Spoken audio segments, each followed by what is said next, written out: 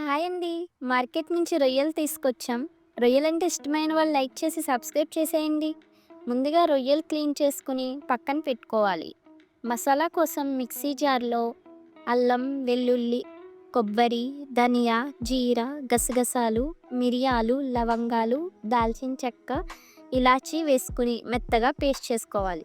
Stove on చేసి pan పెట్టి clean చేసుకున్న రొయ్యలు వేసుకుని అందులో కొంచెం పసుపు వేసి వాటర్ ఏమీ వేయకుండా మీడియం ఫ్లేమ్లో కుక్ చేసుకోవాలి. రొయ్యల నుండి వచ్చే వాటర్తోనే సగం వరకు కుక్ అయిపోతాయి. ఇలా వాటర్ పోయే వరకు కుక్ చేసుకుని పక్కన పెట్టుకోవాలి. ఆనియన్స్, టమాటోస్ సన్నగా కట్ చేసుకుని కొత్తిమీర, పుదీనా క్లీన్ చేసుకుని పెట్టుకున్నా.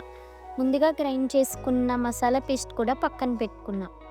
స్టవ్ పై గిన్నె పెట్టుకుని ఆయిల్ వేసి ఆయిల్ హీట్ అయ్యాక బిర్యానీ స్పైసెస్ వేసి కొంచెం ఫ్రై చేయాలి. ఇందులోనే కట్ చేసుకున్న 2 ఆనియన్స్, చిల్లీస్, 2 టమాటోస్ వేసి ఫ్రై చేయాలి. తర్వాత ఇందులోనే పుదీనా కూడా వేసుకోవాలి. కొంచెం ఫ్రై చేసుకోవాలి. ఇప్పుడు ముందుగా కుక్ చేసుకున్న రొయ్యలు కూడా యాడ్ చేసుకుని ఇంకా ఇందులోనే గ్రైండ్ చేసి పెట్టుకున్న మసాలా పేస్ట్ కూడా వేసి బాగా ఫ్రై చేసుకోవాలి. పచ్చివాసన పోయే వరకు ఫ్రై చేయాలి. తర్వాత ఇందులోనే ఒక హాఫ్ స్పూన్ పసుపు, 1 స్పూన్ కారం, సాల్ట్ వేసి మళ్ళీ ఫ్రై చేయాలి. కొంచెం నిమ్మరసం కూడా యాడ్ చేయాలి. ఇవన్నీ ఫ్రై అయిన తర్వాత వాటర్ వేయాలి. నేను 3 గ్లాసెస్ బాస్మతి రైస్ కడిగి పెట్టుకున్నా. 1.5 గ్లాస్ వాటర్ వేసుకోవాలి.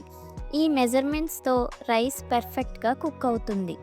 ఇప్పుడు మరుగుతున్న వాటర్లో కడిగి పెట్టుకున్న రైస్ వేసి 10 మినిట్స్ మీడియం ఫ్లేమ్లో కుక్ చేసుకోవాలి. ఇందులో గసగసాలు, కొబ్బరి వేయడం వల్ల కింద మాడిపోయే ఛాన్సెస్ ఉన్నాయి. అందుకని ఇలా ఐరన్ ప్యాన్ పెట్టుకుని కుక్ చేసుకోవాలి.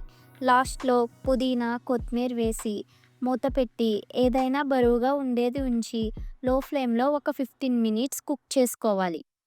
చూసారా రైస్ ఎంత పర్ఫెక్ట్గా కుక్ అయిందో? అబ్బా! స్మెల్ అయితే చాలా వస్తుంది. ఈ రొయ్యల పులావ్‌లోకి కర్రీ కూడా అవసరం లేదు. రైతాతో తినేయొచ్చు. ఇంక మేమైతే రైతా, ఆనియన్, లెమన్‌తో సర్వ్ చేసుకుని ఫుల్‌గా తినేసామండి. టేస్ట్ అయితే సూపర్. మస్ట్ ట్రై అని చెప్తా. ఈ వీకెండ్ మీరు కూడా ట్రై చేసి ఎలా ఉందో కామెంట్ చేసేయండి.